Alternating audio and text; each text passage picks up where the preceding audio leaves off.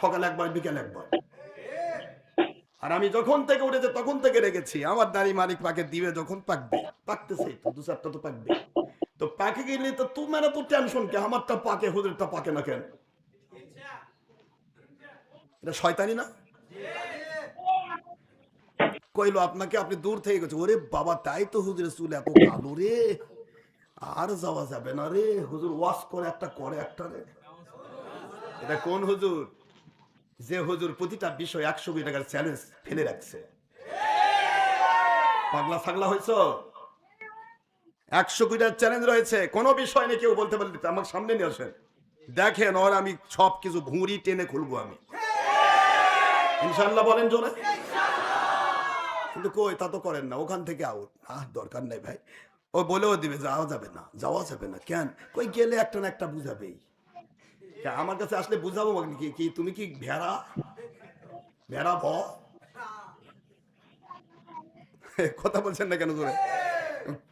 কি বলবো? আমার নবীজি সাল্লাল্লাহু আলাইহি ওয়াসাল্লাম তার ব্যাপারে আবু বকর রাদিয়াল্লাহু তাআলা আনহু কি করলেন, কি করেছেন আপনি বোঝেন? আবু বকর রাদিয়াল্লাহু তাআলা আনহু নবীজির সাথে ইহুদি এসে বলতেছে, নবী মুহাম্মদ সাল্লাল্লাহু আলাইহি ওয়াসাল্লাম টাকাটা নিলেন, দিলেন না কেন? কর্জ। হুজুর বলেন, ইহুদি তোমার কি মনে নাই দেওয়ার কথা ছিল 5 দিন পর, আমি 2 দিন পরেই তোমার টাকা পরিশোধ করেছি। সুবহানাল্লাহ বলবেন না? দেওয়ার কথা ছিল 5 দিন পর, কথার কথা, বা 1 মাস পর, আমি 15 দিন আগেই দিয়ে দিয়েছি।